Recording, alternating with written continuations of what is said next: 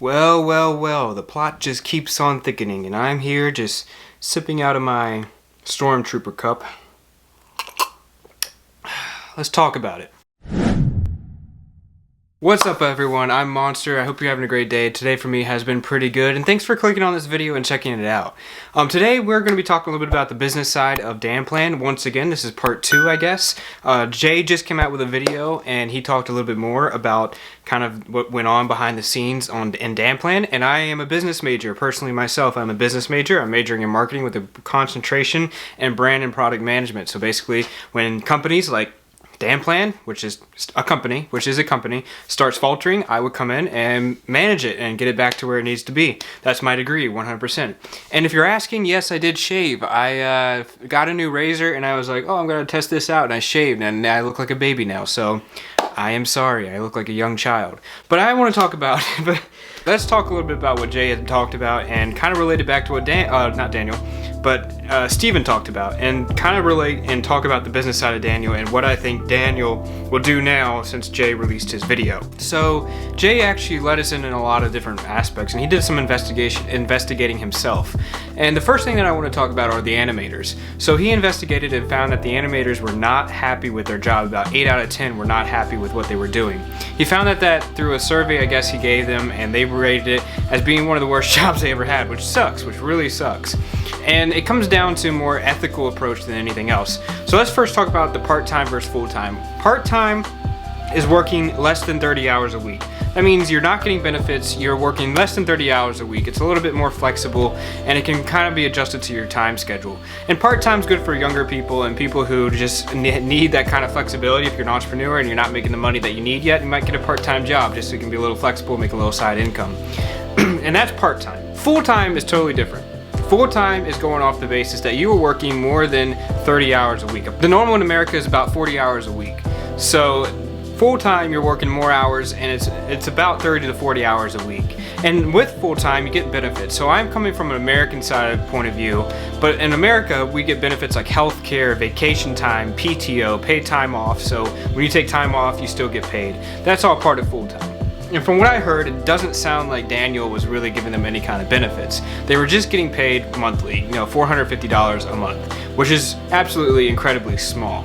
But he also at the end said that Daniel would say that he was paying them very well, since most of these animators came from Eastern countries that the minimum wage and even the full-time wage were much lower than what he was paying them.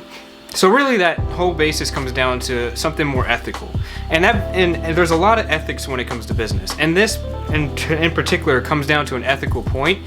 So was Daniel doing the right thing? You need to decide that more so than anyone else. I also want to mention, it doesn't sound like, at least all the information that Jay and Steven gave us, it doesn't sound like Daniel was doing anything in particularly illegal, at least what they said. And what I mean by that is that Jay actually says that most of these animators come from Eastern Asia, and most likely these animators are something called a freelancer. And so a freelancer is someone that does something for a set amount of price, and they get paid for that price, and they demonstrate that work as their own kind of company. So personally, I do some freelance work as an SEO auditor. And there have been times when people come to me and say, hey, will you do SEO for my website? It's a huge website. I need some SEO help. And I'm like, all right, my price is, I'll just give you a random number, $1,500. And they'll say, no, I want to pay you $10. And I'm like, your whole website's probably going to take me a few days to run through it. I need $1,500. That's it. I'm not doing $10. And they come to me and say, no, I want $10. That's the final offer I can give you. And I say, I'm sorry, I can't work with you. So as a freelancer, you do get that flexibility of picking who you want to work with. Now I understand that animation jobs are hard to come by, and a channel like Danplan can definitely change your freelancing opportunities, because if you have that kind of work on your portfolio and you go to another freelance animation job, that can definitely help your portfolio.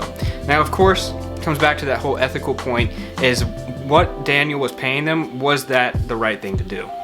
And that's really the basis of the animators, is that they might have been paid well for what they would normally get in their countries of respect, but in the end, were they still paid correctly, and should have Daniel paid more for them? So the next aspect that I want to talk about is more a little bit on the share side of things. So Jay talked about Daniel's view of shares, and kind of Daniel thought, if you weren't around when I first created the channel, you're not getting shares. So that left Hossa, and no one else was getting shares. Daniel and Hossa only got 15%. So 85% went to Daniel. Now, from a business aspect, shares are a great tool to grow your business. I mean, they're an incredible tool. And they can be amazing to launch your business from a $100,000 per year business to $1 million per year business to $1 billion per year business. And let me put something in your aspects and your thoughts. So Jeff Bezos, owner of Amazon.com, him and his wife actually owned only 16% of the shares in Amazon when they divorced. It was about 78.8 million shares of Amazon when they divorced. That was only 16% of the business, and he was one of the richest men in the world. Of course, Amazon is a publicly traded company, and in the point of Danplan, it would probably be privately held because it's a private company. It would probably be privately held between Daniel and whoever you want to share it with. And Daniel felt that the shares only belong to the original creators, which I don't believe and I don't agree with. Obviously, there's nothing illegal about him keeping the shares for him and Hossa. Totally legal, 100% legal. But the issue is, shares can be used not only to grow, but also motivate people. If he had given shares to people like Steven or Jay or anyone else that was helping out with the channel, some animators, he could have seen exponential growth. And what I mean by that is that Steven would have been more excited to get involved in Danplan and would have been more excited to help out and do videos and other content for Daniel. And I think Daniel really missed his mark on that shot, is that he felt that if you weren't an original person, part of Danplan when he first created it, then you don't deserve the shares. And I think that's a very wrong attitude to have when you're trying to start a company. Another thing that Daniel said that it really stuck out to me was that he felt that it was his channel, that he could do anything with it. And he could, he really could. I mean, it is his channel, he just started. But I do think that he really kind of ostracized himself and made himself, you know, kind of cut off from everyone else and put himself on a different pedestal. And I think that's dangerous. It's very dangerous. Another thing I want to mention is that he offered Jay, I believe $20 an hour. And let me put some numbers in your perspective. So as he was talking, everything is in Canadian dollars because they're in Canada, but I decided to translate it to United States dollars. I am from the US, so it puts things in more perspective for me. And for everyone that's from the US or uses US dollars, because I know US dollars are used elsewhere, hopefully this helps you out and puts it into US dollars, something that we can all comprehend.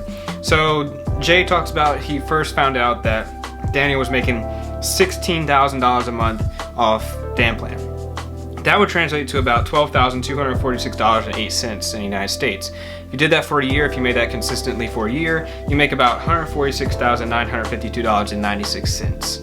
And that was, I believe, like maybe late 2018, early 20. I can't remember exactly. Then he tells about when Steven finds out that he made $40,000 off of 3 videos on Danplan, and that translates to $30,615.20 off 3 videos, and that's United States dollars. That's about $10,000 US dollars per video, and that's crazy. I mean, $10,000 a week, I'd be like raking in the money. And if you calculate it out, $10,000 a week, let me do the calculations real quick. There's 54 weeks in a year, and there's 10,000, so it'd be about $540,000 a year. That's incredible money right there, incredible money. And then he said that in May of 2019, he paid Hossa $42,000 after tax, which translates to American dollars, $32,145.75. And that was in May. And he himself, this is all Jay's calculations, made about $280,000 or $214,305 in United States dollars. And altogether, Hossa believes that he made $400,000, which is in Canadian money, and that would translate to American money, $306,150. Obviously, Daniel was making pretty good money at the time, and he was keeping it mostly for himself and paying off his animators $450 a month. And there were 12 animators, so that really didn't cost him that much in the long run if you think about it. I mean, about, you know, maybe a couple thousand, 3,000, 4,000, 5,000. Let me calculate that out. Hold on one second. So he's paying 12 animators $450. He's paying them, all of them, about $5,400 a month, and that is insane. I think Daniel thought he had the business under control, and I think he thought he knew what he was doing, but I don't think he knew what he was doing, and I think it's came back to bite him in the butt. Now, what do I think in the future terms for his business? I think he won't respond anytime soon. And I'll say this because there have been many YouTubers that have done this before. If you look at Olivia Jade, when her whole entire thing unraveled about her getting into USC, her mom getting her into USC for like, I think basically free. I think she was like, what, part of the water polo team or something, or rowing, I don't know. Anyway, got in, she didn't respond, and yes, there were lawyers involved that said don't do anything online. She didn't respond for several months. And I think if Daniel is smart, which I do think he is smart, he won't respond for several months. And the reason I say that is because right now we're at the peak. You know, Jay said something, Steven obviously said something, Hosta was on a live chat or a live video stream with Steven yesterday. I didn't watch the entire thing, I watched part of it. You know, everyone's blowing up about it, talking about it. I think Daniel's gonna wait for this flame to die down. And at that point, he can release something. And hopefully at that point, everyone else's attention will be on something else. See, the issue with the internet is that every five minutes, we're changing perspectives. You know, we hear something about Danplan, but the next thing we hear is something else about James Charles. You know, people want to change their perspective really fast on the internet. And that's the kind of mindset, mind culture that the internet hosts and the internet kind of cultivated into existence. And I think that Daniel is probably stepping back and letting this all kind of die down. You know, he's not posting any videos, not posting on not MySpace, who uses MySpace anymore? Not posting on Facebook, not posting on Twitter. He's keeping it low key for him because he's waiting for it to die down and then come back and say something. I think that would be what I would do, and I have seen people say he might have just run off with the money, and if he did, okay. All right, I don't know what to say. He also could have got lawyers involved. I don't know all the details. I don't know if, you know, Steven or Jay signed something or did something, you know, that said, hey, I won't talk bad about Danplan. He could have gotten lawyers involved. I don't know. We don't know. Hopefully not. Hopefully he didn't. But that's just my thoughts on it. And in business, there's a lot of different aspects that come down to legality. And the issue with all this is that, yeah, Danplan is a business. It's been a business since before they hit a million subscribers. The minute that you make money off something, it becomes a business. And no one can tell me differently. I mean, I consider my YouTube page a business. You know, I have it registered under an LLC, which makes it a business, limited liability company. And I think that Daniel right now is trying to step back in an effort to save his company, his future channel perspective. Do I think Danplan will ever come back to the point where it's as big as it was before? I don't know. Possibly it could, but I also think he would have to really tell people and make people understand why he did what he did or said what he said. And I understand where Daniel is coming from. He felt that it was his channel and he could do what he wanted. And he did. He did, and he ran it into the ground. And unfortunately, I don't think that he was prepared for that. I think he understood that there could have been backlash, but I don't think he could understand how big a backlash he was getting. So anyway, that was my two perspectives on the entire situation. I don't expect anything from Daniel anytime soon. If there is something soon that he comes out, then hopefully he has a good argument or a good resolution or says, you know, I'm going to change. But if not, I don't expect anything soon. So that was my 2 cents on the whole situation, and it really hurts me and it really hurts viewers of Danplan.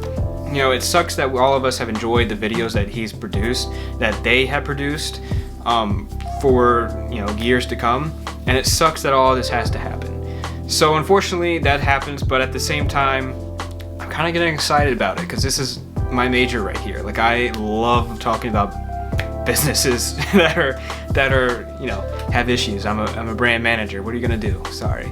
But anyway, hope you guys enjoyed this video. If you did, make sure you hit that like button, make sure you leave a comment, hit that subscribe button as well, and I will see you guys in the next video. Peace.